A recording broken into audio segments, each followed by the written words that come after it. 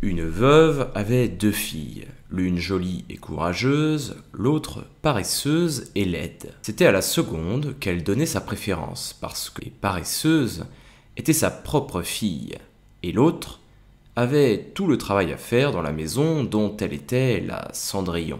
Elle devait chaque jour aller sur la grande route, s'asseoir près des puits et filer tellement que les doigts lui en saignaient. Un jour donc, que sa quenouille était toute poisseuse et tachée de sang, la malheureuse se pencha sur le puits pour la laver. Mais la quenouille lui échappa des mains et tomba tout au fond du puits. En pleurant, elle courut raconter son malheur à la marâtre, qui lui cria dessus. Elle fut assez impitoyable pour lui dire « Puisque tu as laissé tomber la quenouille, tu n'as qu'à aller toi-même la chercher !» La pauvre retourna près du puits, se tortura en se demandant comment faire, et pour finir, dans son affolement, sauta elle-même dans le puits, pour en rapporter la quenouille. En tombant, elle s'évanouit, et lorsqu'elle se réveilla et reprit ses sens, elle était dans une belle prairie sous le brillant soleil. Et il y avait autour d'elle des milliers et des milliers de fleurs. Elle s'avança dans cette prairie et arriva devant un four à pain où cuisait la fournée. Et voilà que les pains, de l'intérieur, se mirent à appeler. « Retire-moi, retire-moi, sinon je vais brûler. Je suis déjà bien cuit, et plus que cuit. » Elle y alla, saisit la longue pelle de four, et sortit un à un tous les pains jusqu'au dernier. Puis elle poursuivit sa marche et arriva près d'un pommier chargé de pommes en quantité énorme. Et là aussi on l'appela. « Secoue-moi, secoue-moi.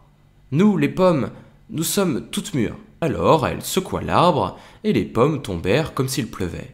Et elle le secoua jusqu'à ce qu'il n'en restât plus une sur l'arbre.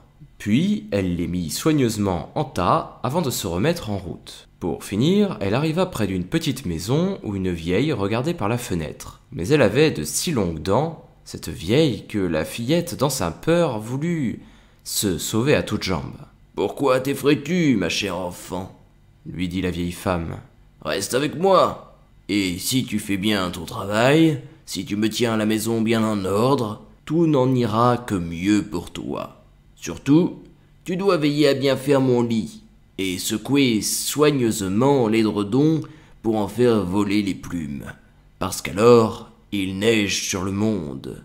Je suis Dame Hiver. » Le ton aimable et les bonnes paroles de la vieille réconfortèrent son cœur et lui rendirent son courage.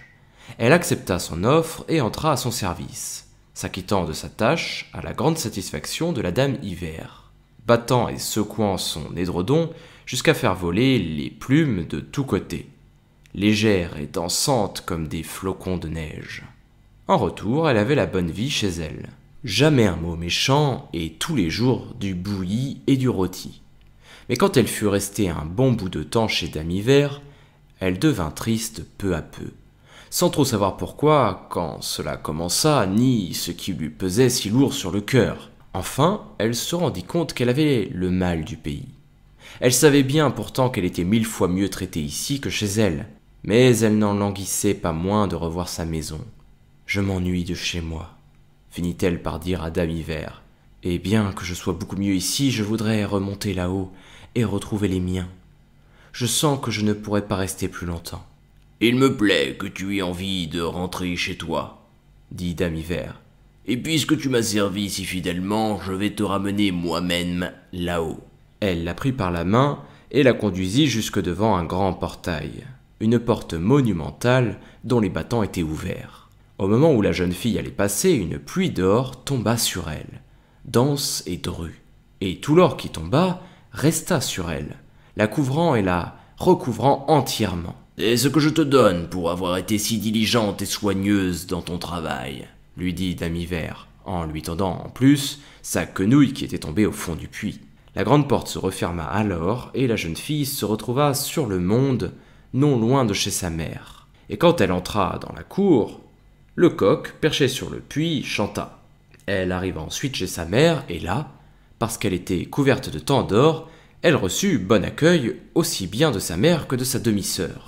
La jeune fille leur raconta tout ce qui lui était advenu, et quand la mère apprit de quelle manière elle était arrivée à cette immense richesse, sa seule idée fut de donner à sa fille, la paresseuse et laide, le même bonheur.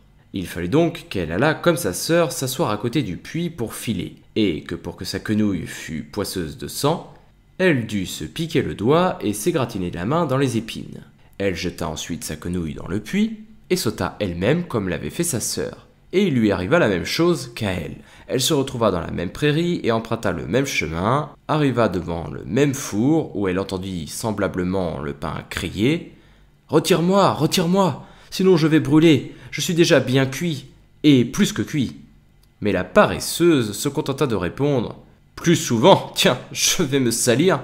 et elle passa outre. Lorsqu'elle arriva un peu plus loin, près du pommier, il appela et cria « Secoue-moi, secoue-moi, nous les pommes, nous sommes toutes mûres !» Mais la vilaine ne se retourna même pas et répondit « Fameuse idée, oui, pour qu'il m'en tombe une sur la tête !» Et elle continua son chemin. Lorsqu'elle arriva devant la maison de la Dame Hiver, comme elle avait déjà entendu parler de ses longues dents, elle n'eut pas peur et se mit aussitôt à la servir. Le premier jour, tout alla bien. Elle fit du zèle, obéit avec empressement et vivacité, car elle songeait à tout l'or que cela lui vaudrait bientôt. Mais le deuxième jour, déjà, elle commença à paresser et à traîner, et beaucoup plus le troisième jour, car elle ne voulut même pas se lever ce matin-là. Elle ne faisait pas non plus le lit de Dame Hiver comme elle devait le faire, négligeait de secouer l'édredon et de faire voler les plumes. Dame Hiver ne tarda pas à se lasser d'une telle négligence et lui donna congé. La fille paresseuse s'en montra ravie, pensant que venait le moment de la pluie d'or. Mais si Dame Hiver la conduisit aussi elle-même à la grande porte, au lieu de l'or, ce fut une grosse tonne de poids qui lui tomba dessus. « Voilà la récompense que t'ont mérité tes services !» lui dit Dame Hiver, qui referma aussitôt la grande porte. La paresseuse rentra chez elle. La poix qui la couvrait colla si bien à elle que, de toute sa vie, jamais elle ne put l'enlever.